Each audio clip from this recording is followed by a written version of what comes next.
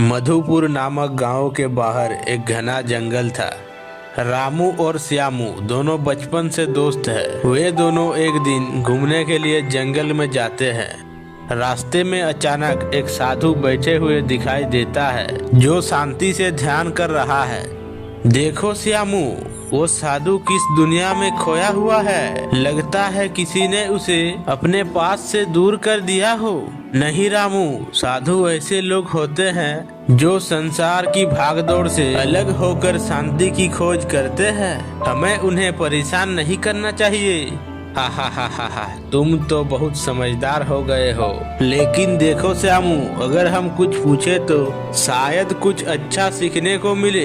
रामू साधु के पास जाता है और श्यामू भी उसके पीछे पीछे जाता है। साधु ध्यान में मग्न है। रामू और श्यामू उसके पास पहुंचते हैं। बाबा, आप हमें कुछ उपदेश दे सकते हो?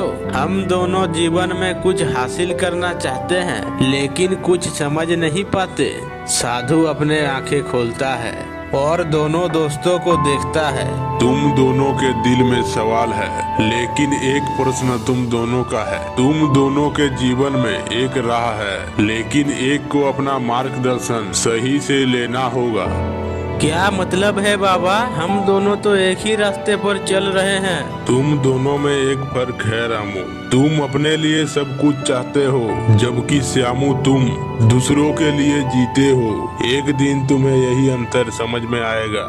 रामू चुप हो जाता है। रामू को समझने में आता है कि साधु कुछ कह रहे हैं, लेकिन रामू इसका मजाक उड़ाता है। बाबा, आप क्या कह रहे हो? हमें जो चाहिए हम वही लेंगे। जीवन में अगर हमें सुख चाहिए तो मेहनत करनी होगी, सही?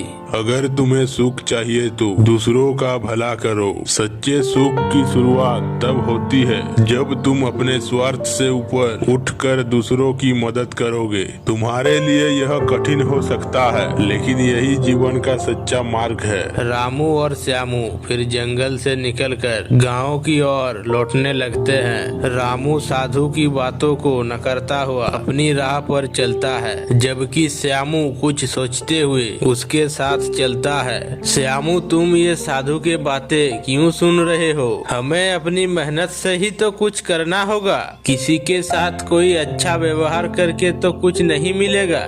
नहीं नहीं रामू, मुझे लगता है कि साधु का कहना कुछ सच्चाई हो सकती है।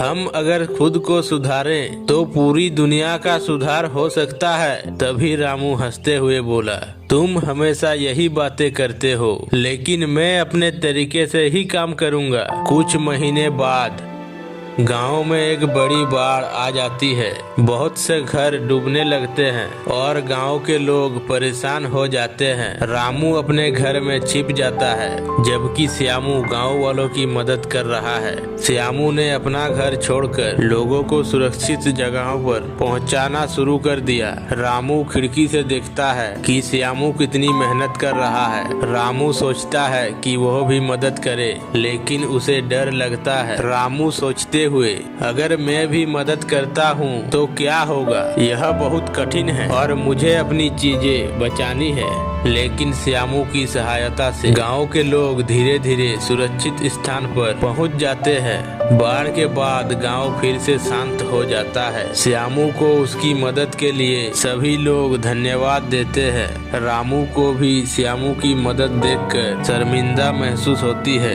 रामू श्यामू के पास आकर, श्यामू, मुझे लगता है कि जो तुमने किया वह सच में बहुत बड़ा काम था। मैं तो सिर्फ अपनी सोच में उलझा था। तुम्हारी तरह दूसरों की मदद करनी चाहिए थी। श्यामू मुस्कुराते हुए, रामू, मैंने वही किया जो हमारा धर्म है। साधु की बातों ने मुझे यह सिखाया कि जब हम दूसरों का भला करते हैं तो अंत में वही हमारे लिए सबसे बड़ा सुख बन जाता है। रामू ने सोचा कि वह भी अब श्यामू की तरह दूसरों की मदद करेगा। साधु फिर जंगल में ध्यान लगा रहा था। तभी रामू और श्यामू वहां पहुंचता है। बाबा, आपकी बातों का मुझे अब एहसास हुआ है। आज मैंने समझा कि दूसरों के भले में ही हमारे भला है। साधु मुस्कुराकर तुम दोनों ने समझ लिया, यही सबसे बड़ी बात है। अब तुम दोनों अपने रास्ते पर चल सकते हो, लेकिन याद रखना, जब भी तुम किसी की मदद करते हो तुम्हारा आत्मविश्वास और शांति दोनों बढ़ते हैं।